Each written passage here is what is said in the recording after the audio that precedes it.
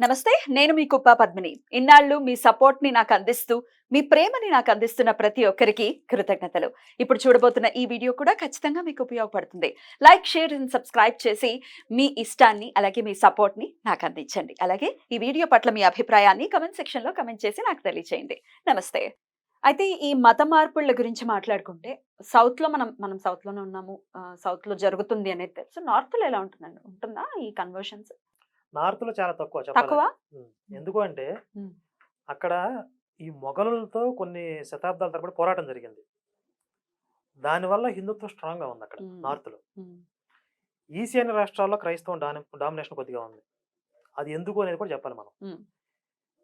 ఎందుకు అనంటే, బ్రిటిషర్స్ హయాంలో ఈ ఈశాన్య రాష్ట్రాల బెల్ట్ మొత్తాన్ని కూడా ఐసోలేట్ చేశారు భారతదేశం నుండి. హుహు. ఎందువల్ల? అక్కడ ఉన్నటువంటి సహజ సంపద, సహజ వనరులను దోచుకోవడానికి. ఇప్పటికి కూడా అక్కడ ఒక చట్టం ఉంటది. ఇన్నర్ లైన్ పర్మిట్ అని చెప్పి. ఐఎల్‌పి అంటారు. అంటే మనం వేరే దేశానికి వెళ్ళాలంటే ఎలా అయితే ఒక వీసా పర్మిషన్ తీసుకోవాలో, హ్మ్. అక్కడ ఆ రాష్ట్రాల్లోకి మనం ప్రవేశించాలంటే ఒక స్పెషల్ పర్మిషన్ తీసుకోవాలి.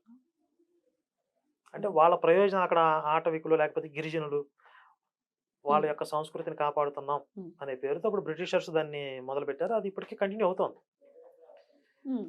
అక్కడ మెయిన్ ఏంటి అంటే ఇలా వాళ్ళందరినీ కూడా ఐసోలేట్ చేసి ఈశాన్య రాష్ట్రాలని భారతదేశం నుంచి విడదీసి విభజించి పాలించు కదా వాళ్ళది. హ్మ్. విభజించి హ్మ్. అక్కడ వాళ్ళకి గ్రామ దేవతలు, కొండ దేవతలు ఉంటారు కదా! మేము హిందుత్వంలో ఒక భాగం అనే స్పృహ లేకుండా చేశారు. హ్మ్. హిందుత్వం అంటే చాలా మందికి తెలీదక్కడ. అరే! వాళ్ ఆ! వాళ్ళ ఇప్పటికేనా? ఇప్పటికి. అరే! ఆ! హ్మ్. వాళ్ళు స్థానిక దేవతలను పూజించుకుంటూ ఉంటాం అనుకుంటారు తప్ప, ఇది హిందుత్వంలో ఒక అంటే భావన వాళ్ళకి రాముడు, కృష్ణుడు ఎవరో తెలీదా? తెలీదు. అయ్యయ్యో! అయ్యో! అదే కదా! వాళ్ళు సెపరేట్ చేసింది. చాలా హ్మ్. మందికి తెలీదక్కడ. హ్మ్. ఇప్పుడిప్పుడు కొంచెం మార్పు హ్మ్. వస్తుందనుకోండి. హ్మ్. ఇప్పుడు నాగాలాండ్ అక్కడ క్రైస్తవం డామినేషన్ ఎక్కువ. వాళ్ళు అసలు క్రైస్తవ తీవ్రవాదం ఉంది. అక్కడ సెపరేట్ మాకు ఒక కంట్రీయే కావాలంటారు. అయితే మీరు మొత్తం భారతదేశం తీసుకుంటే, హ్మ్. ఇప్పుడు చాలామంది పాస్టర్‌లు మీరు వినే ఉంటారు. మా యేసు ప్రేమ, శక్తి, సత్యం దాన్ని బట్టి మా మతం విస్తరించింది. ఇంతకుముందు కూడా మీరు అన్నారు ప్రపంచవ్యాప్తంగా ఎలా విస్తరించిందని. దీన్ని ఒక ఒక బూచీలాగా చూపించి ఇంకొంతమందిని మానసికంగా వాళ్ళ మీద ఆధిపత్యం చెలాయిస్తా ఉంటారు. మాది ఇంత బాగా స్ప్రెడ్ అయిందని. అసలు మీరు మొత్తం ప్రపంచవ్యాప్తంగా తీసుకుంటే క్రైస్తవులు మైనారిటీ. 30% మందే. 70% మంది వేరే మతాలున్నారు.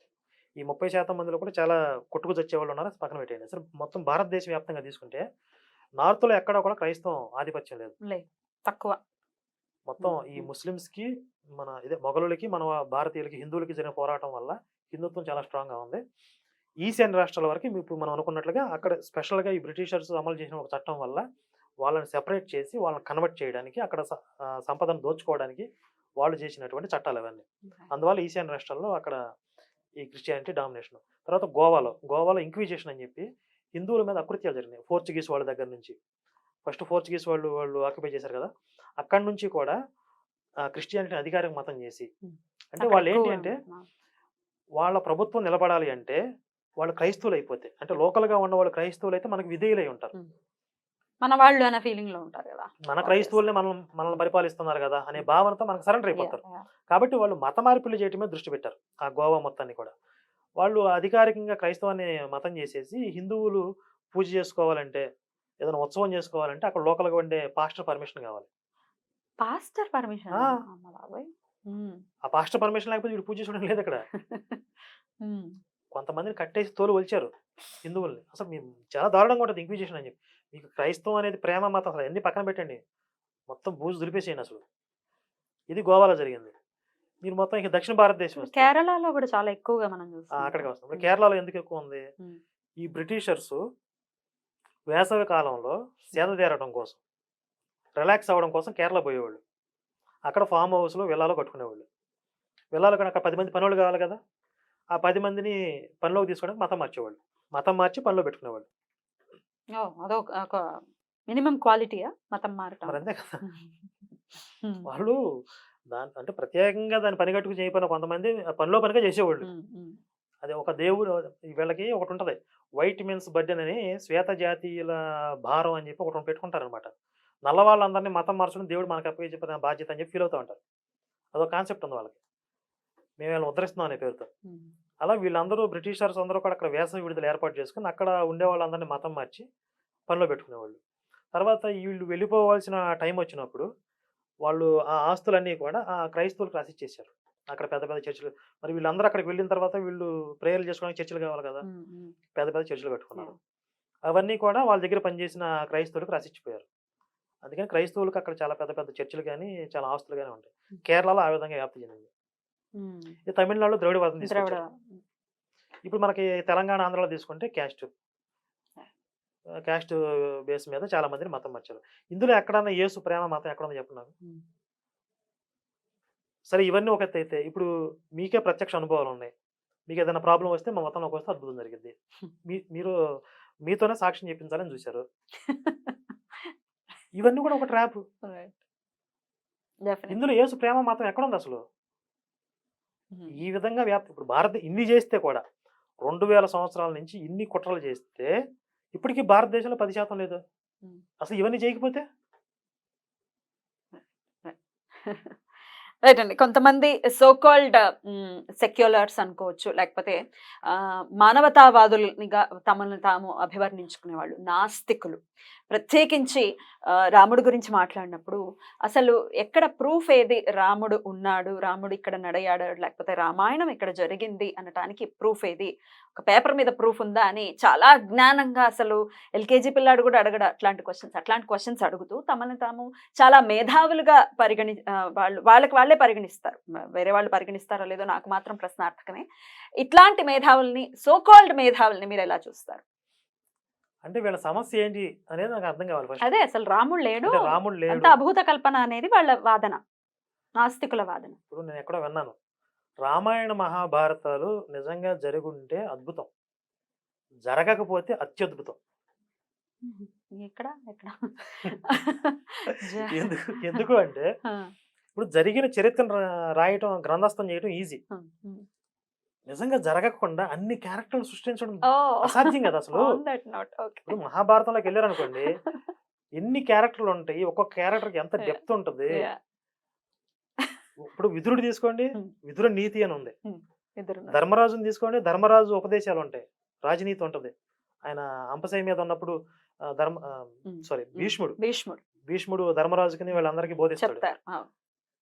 ఒక్కొక్క క్యారెక్టర్ లో ఎంత గాంభీర్యం ఉంటది, దానికి ఫౌండేషన్ ఎక్కడో ఉంటది, దానికి లింక్ ఎక్కడో ఉంటది. అసలు ఇన్ని క్యారెక్టర్లు సృష్టించడం అసాధ్యం కదా. ఆ సృష్టించడమే దేవుడు. రామాయణ మహాభారతాలు నిజంగా చరిత్ర కాకపోతే గనక ఆ రెండింటిని రాసిన వాళ్ళే దేవుళ్ళు. వేద వ్యాసుడే దేవుడు, వాల్మీకి దేవుడు మనకి అనుకోవాలి. అంత సామర్థ్యం దేవుడి తప్ప ఇంకెవరికి ఉండదు. కరెక్ట్.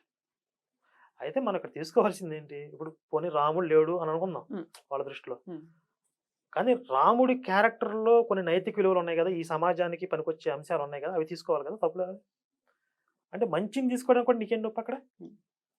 అసలు మంచి రాయలేదు అని అంటారు, అంతా కవర్ చేసేసి. ఇప్పుడు రామాయణ విషవృక్షం అని ఒక ఆవిడ ఒక పుస్తకాన్ని రాశారు, మీకు ఐడియా ఉండే ఉంటుంది. దాంట్లో అభివర్ణించిన తీరును చూస్తే ఉంటుంది. కత్తి పద్మారావు మాట్లాడి అక్కడి నుంచే ఎగ్జాక్ట్లీ ఆ ఇన్స్పిరేషన్. దానికి ఎక్కడ ప్రమాణం ఉండదు కదా, ప్రమాణం ఏమీ లేదు. వాళ్ళు కల్పితాలు కొన్ని సృష్టించుకొని ఇది రాముడు అని చెప్పి విమర్శిస్తే దానికి ఎవరు సమాధానం చెప్తాడు? ఇలాగే చెప్తారు. ఇవన్నీ కూడా వాల్మీకి రామాయణం కూడా కల్పితమనే అంటారు. దానికి ఏంటి మీ సమాధానం? ఇప్పుడు అడ్డదిడ్డంగా వాదించే వాళ్ళతో మనం నిరూపించుకోవాల్సిన అవసరం లేదు.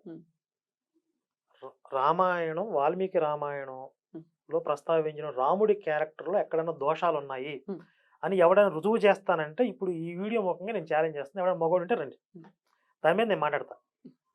ఒక దాసుల్లా చూశాడు లక్ష్మణుణ్ణి అని వర్ణించటం కావచ్చు, అంటే వాళ్ళ విషవృక్షంలో వర్ణించిన తీరు గురించి మాట్లాడుతున్నాను.